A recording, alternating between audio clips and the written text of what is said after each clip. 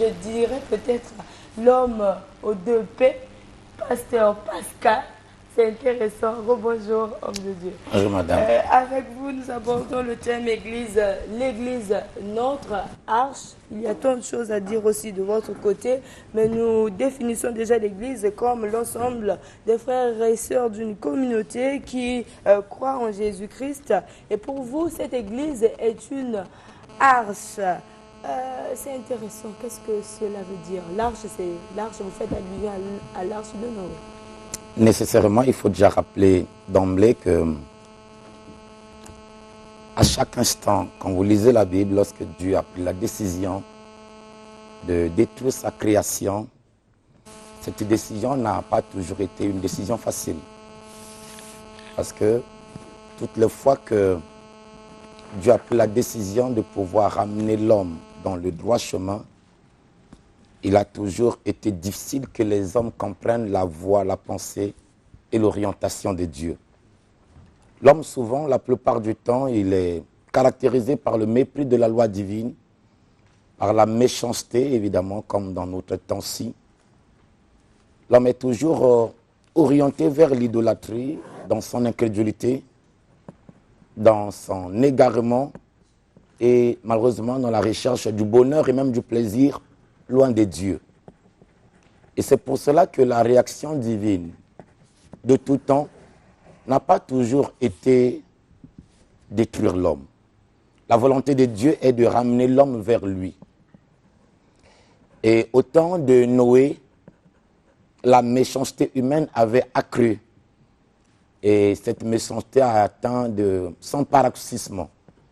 Et c'est pour cela que Dieu avait décidé de pouvoir détruire l'homme en vue de permettre à ce qu'une nouvelle espèce se renouvelle sur la terre.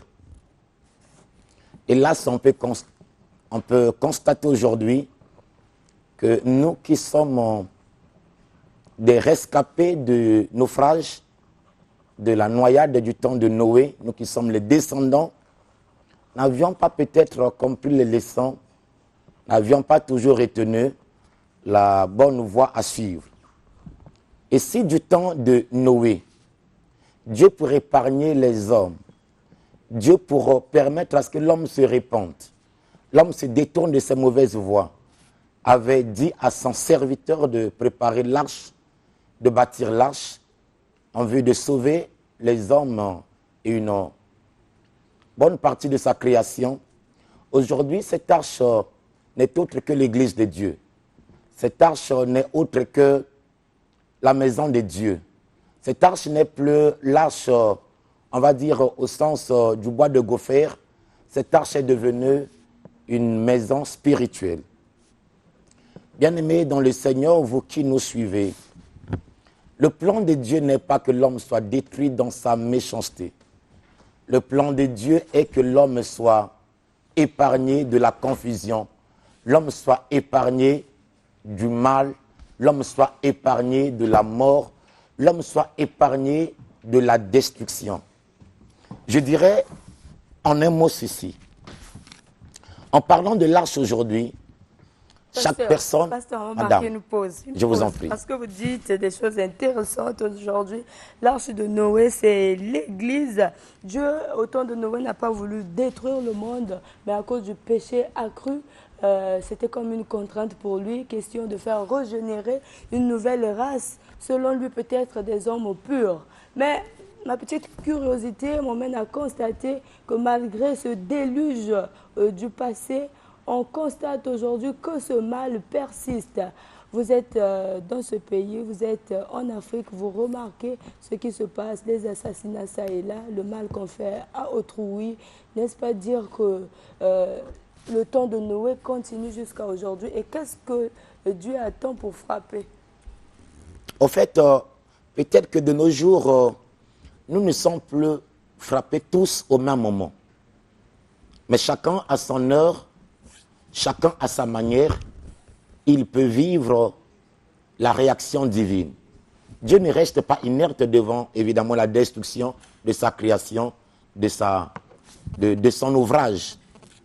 Madame, de plus en plus, comme vous l'aviez dit, la méchanceté s'accroît dans ce siècle-ci, dans ces derniers temps. Or, quand vous lisez dans Genèse 6, 13 à 22, la Bible parle au verset 13 comment est-ce que Dieu avait décidé. Dieu avait pris la décision, Dieu avait arrêté la destruction de l'humain. La destruction est donc une décision spirituelle. Il y a de notre temps beaucoup de personnes qui se marient, se promènent, bâtissent leur vie, mais ne savent pas qu'il y a déjà sur leur vie des arrêtés spirituels. La Bible dit d'ailleurs qu'au temps d'Akab, Akab qui projetait d'aller en guerre, il ne savait pas qu'il y avait déjà sur lui un arrêté spirituel. Et de notre temps également, devant la méchanceté des hommes, devant l'égarement des hommes, il y a beaucoup de personnes qui, évidemment, ne savent pas qu'il y a déjà sur leur vie des sorts déjà arrêtés. Or, lorsqu'un sort est arrêté sur la vie d'une personne, qu'est-ce que Dieu fait? Dans sa bonté, dans son amour, Dieu parle à ses serviteurs. Dieu interpelle ses serviteurs. Dieu informe ses serviteurs que vous devez parler à ces méchants, car s'il continue dans sa méchanceté, il sera détruit. Aussi, au temps de Noé, il a parlé à ses congénères, il a parlé à son époque, il a parlé à ses concitoyens. Comme aujourd'hui, je parle à ceux qui nous suivent. Je parle à ceux qui reçoivent ce message. Je parle à ceux à qui Dieu a fait la grâce de comprendre que ce matin, ils ont intérêt à se ressaisir parce que la colère de Dieu, elle n'est pas encore passée. Mais ils peuvent se détourner de cette colère divine s'ils reviennent dans la voie du salut. En ce temps de la grâce, Dieu ne détruit plus le peuple au même moment. C'est ce que vous avez dit, ce ne sont pas mes propos, pasteur. Dans les coulisses, vous nous avez également dit, bien que vous avez commencé à aborder la question, l'arche de Noé, qui est l'église aujourd'hui, est également détruite plutôt, j'allais dire, par les mêmes chrétiens qui fréquentent cette église. Comment cela s'explique? Vous savez, Dieu soit loué parce qu'il a dit que je bâtirai mon église et les portes du séjour de l'enfer ne peuvent pas prévaloir, dominer l'église.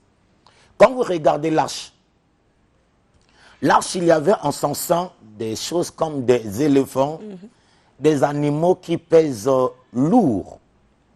Mais ces animaux n'ont pas détruit l'arche. Il n'y a personne qui puisse détruire l'église de Dieu, absolument personne.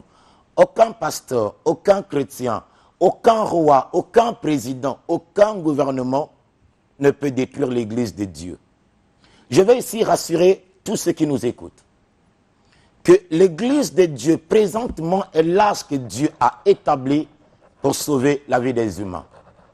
Frères et sœurs, vous qui vivez des moments compliqués, vous qui passez par des situations complexes et qui êtes traversés par des vents et marées, vous qui passez par des temps où tout semble sombre autour de vous, venez vous réfugier dans l'arche. Car dans l'arche, madame, c'est le seul endroit que je sache au monde où on peut être avec un serpent comme l'anaconda, comme une vipère, comme un cobra, mais il ne vous mordra pas. C'est le seul endroit.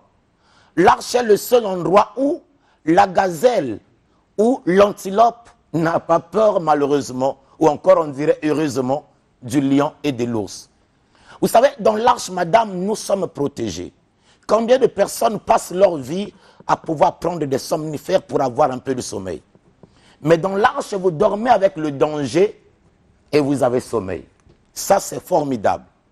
Tous ceux qui sont dans l'occultisme aujourd'hui, qui sont poursuivis, pourchassés par des esprits divers et qui passent leur vie dans les boîtes de nuit, je ne sais, dans les maisons des féticheurs, s'ils viennent dans l'église de Dieu, ils ont gratuitement ce qu'ils veulent obtenir, malheureusement à tort et à travers, par beaucoup de dépenses et je ne sais, beaucoup de sacrifices inutiles au diable. J'ai comme l'impression que le pasteur aime toujours titiller l'autre côté. Je n'ai rien. Ce n'est pas l'autre côté parce que Dieu veut le salut de tous ces bien-aimés qui nous suivent aujourd'hui. Il y a tant de choses à dire. Peut-être dimanche prochain, vous aurez l'occasion de nous dévoiler la suite de cette thématique ou peut-être un nouveau thème. Que dire au peuple de Dieu pour ne pas bénéficier de la colère de Dieu? Et vous allez rappeler vos contacts téléphoniques. Avant de rappeler les contacts téléphoniques, nous voulons ce matin de façon solennelle adresser cette invitation à tous ceux qui, par la grâce et l'amour de Dieu, nous suivent depuis leur maison ou encore dans quelques endroits que ce soit. L'arche pour être épargnée du naufrage, de la confusion, de la mort annoncée, c'est l'Église de Dieu. Nonobstant toute la campagne que le diable mène au niveau du dénigrement de l'Église, l'Église est l'endroit où Dieu sauve des vies. L'Église est l'endroit où on peut avoir sommeil et avoir conscience et tranquille au milieu même du danger. C'est pour cette raison. Vous tous qui êtes aujourd'hui en train de nous suivre, n'allez pas vous réfugier dans les mains des féticheurs, ni des magiciens, ni dans des loges qui, évidemment, vous amènent à l'égarement.